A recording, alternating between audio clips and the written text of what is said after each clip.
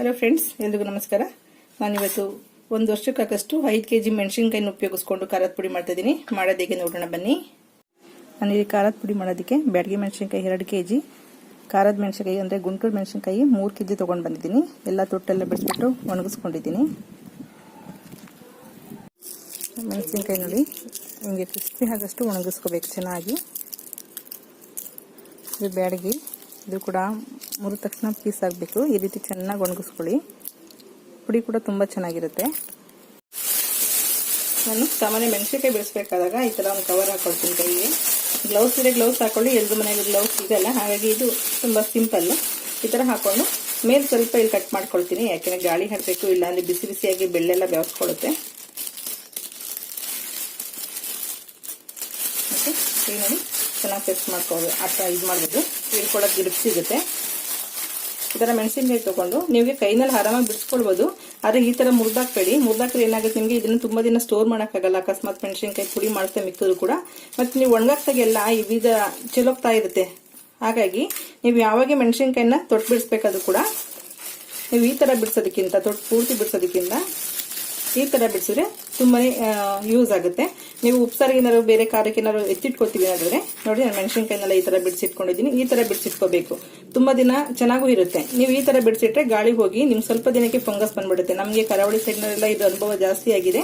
ಹಾಗಾಗಿ ಮೆಣಸಿನಕಾಯಿನ ಈ ಥರ ಸ್ಟೋರ್ ಮಾಡ್ಕೊಳ್ಳೋದಾದ್ರೆ ಹಾಗಾಗಿ ಮೆಣಸಿನಕಾಯಿ ಸಾಮಾನ್ಯವಾಗಿ ನಾವು ಬಿಡಿಸ್ತೀವಿ ತಕ್ಷಣ ನಾವು ಮರ್ತೋಗ್ತೀವಿ ಏನು ಕೆಲಸ ಮಾಡ್ದು ಅಂತೇಳಿ. ಕಣ್ಣಿಗೆ ಏನಾದ್ರು ಇಟ್ಕೊಂಡ್ರೆ ಕೈ ಅಥವಾ ಬೇರೆ ಎಲ್ಲ ತಾಗದೆ ಉರಿ ಬರೋ ಚಾನ್ಸ್ ಇರುತ್ತೆ. ಹಾಗಾಗಿ ನಾನು ಮೆಣಸಿನಕಾಯಿ ಕಟ್ ಮಾಡಬೇಕಾದ್ರೆ ಈ ಕೈನಲ್ಲಿ ಮೆಣಸಿನಕಾಯಿ ಮುಟ್ಟೋದ್ರಿಂದ ಈ ಕೈಗೆ ಒಂದು ಕವರ್ ಹಾಕೊಳ್ತೀನಿ. ಈ ಕೈನಲ್ಲಿ ಕತ್ತಿ ಯೂಸ್ ಮಾಡ್ಕೊಳ್ತೀನಿ ನಾನು. ನೋಡಿ, ಆರಾಮಾಗಿ ಕತ್ತಿ ತೊಗೊಂಡು, ಒಂದು ವೇಸ್ಟ್ ಕತ್ತಿ ಅಥವಾ ಯಾವ್ದನ್ನ ಹರಿದೇ ಇರೋಂಥ ಕತ್ತಿ ಇದ್ರೆ ಈ ಮೆಣಸಿನಕಾಯಿ ತೊಟ್ಟು ಬಿಡಿಸೋದಕ್ಕೆಲ್ಲನೂ ತುಂಬ ಚೆನ್ನಾಗಿ ಯೂಸ್ ಮಾಡ್ಕೊಳ್ಬೋದು. ನೋಡಿ, ನೀಟಾಗಿ ಈ ಥರ ಕಟ್ ಮಾಡಿಕೊಂಡು ಮೆಣಸಿನಕಾಯಿನ ಆರಾಮಾಗಿ ಒಣಗಿಸ್ಕೊಳ್ಬೋದು. ಇದು ನಿಮಗೂ ಕೂಡ ಗೊತ್ತಿರಬಹುದು, ಗೊತ್ತಿಲ್ಲದಿರೋರು ತಿಳ್ಕೊಳ್ಳಿ ಅಂತೇಳಿ ಒಂದು ಸಣ್ಣ ಟಿಪ್ಸ್ ಅಷ್ಟೇ. ನೋಡಿ, ಈ ಥರ ಎಲ್ಲ ಮಾಡಿ ಕಟ್ ಮಾಡಿ ಪ್ರತಿಯೊಂದನ್ನು ಹೀಗೆ ಕಟ್ ಮಾಡಿ ಒಣಗಿಸ್ಕೊಂಡಿದ್ದೀನಿ ನಾನು. ನೋಡಿ, ಇದು ಬ್ಯಾಡಗಿ ಚೆನ್ನಾಗಿ ಒಣಗಿಸ್ಕೊಂಡಿದ್ದೀನಿ. ಸ್ವಲ್ಪ ಬಿಸಿ ಮಾಡ್ಕೊಳ್ತಾ ಇದ್ದೀನಿ. ನೀವು ಚೆನ್ನಾಗಿ ಒಣಗಿಬಿಟ್ರೆ ಬಿಸಿ ಮಾಡೋ ಅವಶ್ಯಕತೆ ಕೂಡ ಇಲ್ಲ, ಹಾಗೆ ಕೂಡ ಮಿಲ್ಲಿಗೆ ಹಾಕೊಳ್ಬೋದು, ಅದು ಚೆನ್ನಾಗಿರುತ್ತೆ. ಇಲ್ಲಾಂದ್ರೆ ಸ್ವಲ್ಪ ಎಣ್ಣೆ ಹಾಕಿ ಬಿಸಿ ಮಾಡ್ಕೊಂಡ್ರೆ ಅದು ಕೂಡ ತುಂಬಾನೇ ಕಲರ್ ಚೆನ್ನಾಗಿರುತ್ತೆ. ಇದು ಖಾರದ ಮೆಣಸಿನಕಾಯಿ ಗುಂಟೂರು, ಇದು ಕೂಡ ಚೆನ್ನಾಗಿ ಪುಡಿಯಾಗಿದೆ, ಅಂದ್ರೆ ಚೆನ್ನಾಗಿ ಒಣಗಿದೆ. ಎರಡೂ ಬಿಸಿ ಬಾಣಲಿ ಬಿಸಿಯಾಗಿದೆ. ಈಗ ಒಣಗಿದಂತ ಮೆಣಸಿನಕಾಯಿನ ನಿಮಗೆ ಎಷ್ಟು ಕೈ ಆಡ್ಸಕ್ಕಾಗುತ್ತೆ ಅಷ್ಟು ಮೆಣಸಿನಕಾಯಿನ ಹಾಕೊಳ್ಳಿ. ಹಾಕೊಂಡು ಈ ತರ 2 ಕಡ್ಡಿ ತಗೊಳ್ಳಿ. ನಿಮ್ಗೆ ಬಿಸಿ ಆದಾಗ ಅದನ್ನ ಉಲ್ಟಾ ಮಾಡೋದಕ್ಕೆ ಈಸಿ ಆಗುತ್ತೆ. ಸ್ವಲ್ಪ ಎಣ್ಣೆ ಹಾಕೊಳ್ತಿದ್ದೀನಿ. ಎಣ್ಣೆ ಬೇಕಾದ್ರೆ ಹಾಕೊಳ್ಬಹುದು, ಘಾಟ್ ಬರಲ್ಲ, ಹಾಗಾಗಿ ಎಣ್ಣೆ ಹಾಕೊಳ್ತಿದ್ದೀನಿ.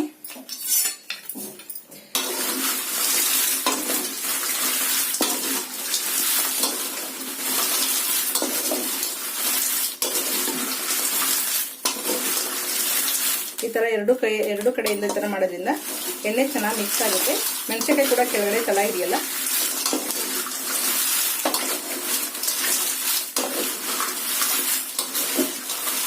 ಸಾಕು 1 ನಿಮಿಷದಷ್ಟು ಫ್ರೈ ಮಾಡಿದ್ರೆ. ಮೆಣಸಿನಕಾಯಿ ಕೂಡ ಬಿಸಿಲಿಂದ ಈಗ ತಂದಿದ್ದೀನಿ, ಅದು ಕೂಡ ಬಿಸಿ ಇದೆ.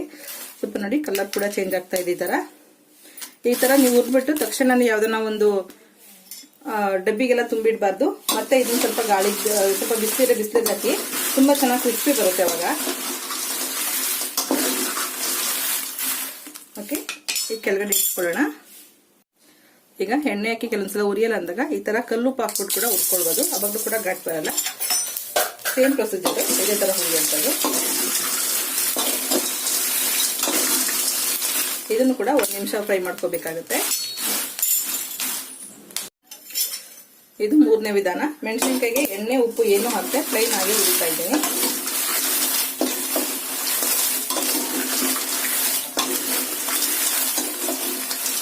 ಇದನ್ನು ಕೂಡ 1 ನಿಮಿಷ ಮೀಡಿಯಂ ಫ್ಲೇಮ್ನಲ್ಲಿ ಹುರ್ಕೊಳ್ಳಿ.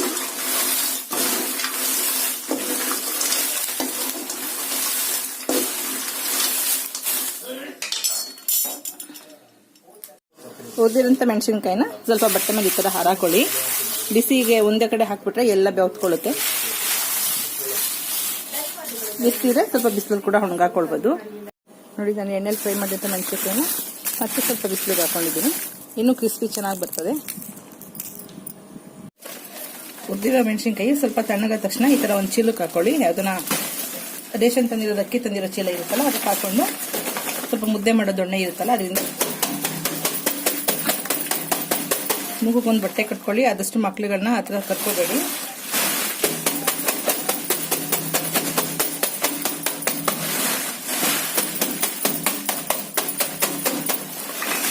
ಈ ಥರ ಸ್ವಲ್ಪ ಏಟ್ ಹಾಕಿದ್ರೆ ಸಾಕು, ಕೆಳಗಡೆ ಕುತ್ಕೊಳ್ಳುತ್ತೆ. ನೀವು ಒಂದು ಚೀಲ ಮೆಣಸಿನ್ಕಾಯಿ ಇದ್ರೂ ಅದು 1/4 ಚೀಲಕ್ಕೆ ಬಂದ್ಬಿಡುತ್ತೆ.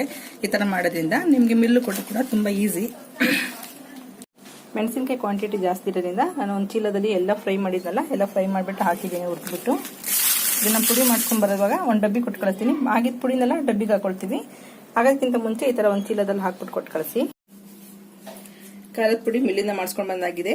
ನಾನು ಇಲ್ಲಿ ಜಾಸ್ತಿ ಖಾರದ ಪುಡಿ ಮಾಡಿಸೋದ್ರಿಂದ ಈ ಥರದ 2 ದಬ್ರೆ ಖಾರದ ಪುಡಿ ಆಗಿದೆ. ನಾನು ಇದರಲ್ಲಿ ಮಸಾಲಾ ಖಾರದ ಪುಡಿ ಮತ್ತೆ ಪ್ಯೂರ್ ಖಾರದ ಪುಡಿ ಮತ್ತೆ ಬೇಳೆ ಸಾಂಬಾರ್ ಪುಡಿಗೆ ಪುಳಿಯೋಗರೆ ಅವಕ್ಕೆಲ್ಲ ಬೇಕಾದ್ರೆ ಕೂಡ ಇದನ್ನೇ ಉಪಯೋಗಿಸ್ಕೊಳ್ಳುವಂಥದ್ದು. ವರ್ಷಕ್ಕೊಂದ್ಸಲ ಈ ಥರ ಮಾಡಿಟ್ಕೊಂಡ್ರೆ ತುಂಬಾ ಅನುಕೂಲ ಆಗುತ್ತೆ. ಈಗ ಪುಡಿ ತಂದ ತಕ್ಷಣ ಸ್ವಲ್ಪ ಹಾರೋದಿಕ್ ಬಿಡಿ. ಎಲ್ಲ ಇದನ್ನ ಪುಡಿ ತಂದ ತಕ್ಷಣ ಎಲ್ಲ ಹಾರೋದಿಕ್ ಬಿಟ್ಬಿಟ್ಟು ಪೂರ್ತಿ ತಣ್ಣಗಾಗಿದೆ. ಈಗ ಜರಡಿ ಇಟ್ಕೊಳ್ತಾ ಇದ್ದೀನಿ. ಜರಡಿ ಇಡಬೇಕಾದ್ರೆ ಆದಷ್ಟು ಮೂಗಿಗೆ ಏನಾದ್ರು ಒಂದು ಬಟ್ಟೆ ಕಟ್ಕೊಂಡು ಜರಡಿ ಇಟ್ಕೊಳ್ಳಿ. ಮತ್ತೆ ಇದು ಪ್ಯೂರ್ ಖಾರದ ಪುಡಿ ಆಗಿರೋದ್ರಿಂದ ಕೈನಲ್ಲಿ ಆದಷ್ಟು ಉಪಯೋಗಿಸ್ಕೋಬೇಡಿ. ಕೈನಲ್ಲಿ ಮುಟ್ಟಕ್ಕೆ ಹೋಗಬೇಡಿ. ಜಸ್ಟ್ ನಾನು ಇದು ಜರಡಿ ಮಾತ್ರ ಉಪಯೋಗಿಸ್ಕೋತೀನಿ. ಜರಡಿನ ಮಾತ್ರ ಇಟ್ಕೋತೀನಿ ಕೈನಲ್ಲಿ. ಕೈ ಆಡಬೇಕಾದ್ರೂ ಕೂಡ ಈ ತರ ಒಂದು ಸ್ಪೂನ್ ತಗೊಂಡೇ ಉಪಯೋಗಿಸ್ಕೊಳ್ಳಿ. ಇಲ್ಲಾಂದ್ರೆ ಒಂದು ಕವರು ಅಥವಾ ಗ್ಲೌಸ್ ಏನಾದ್ರು ಯೂಸ್ ಮಾಡ್ಕೊಳ್ಳಿ. ತುಂಬಾ ಸ್ಟ್ರಾಂಗ್ ಇರುತ್ತೆ. ನೀವು ಸೋಪಾಗಿ ತೊಳೆದ್ರು ಕೂಡ ಹೋಗಲ್ಲ. ಅಭ್ಯಾಸ ಇಲ್ಲಾಂದ್ರೆ ತುಂಬಾ ಕೈ ಗುರಿ ಬಂದ್ಬಿಡುತ್ತೆ. ಈ ತರ ಎಲ್ಲಾನು ಜರಡಿ ಇಟ್ಕೊಳ್ಳೋಣ.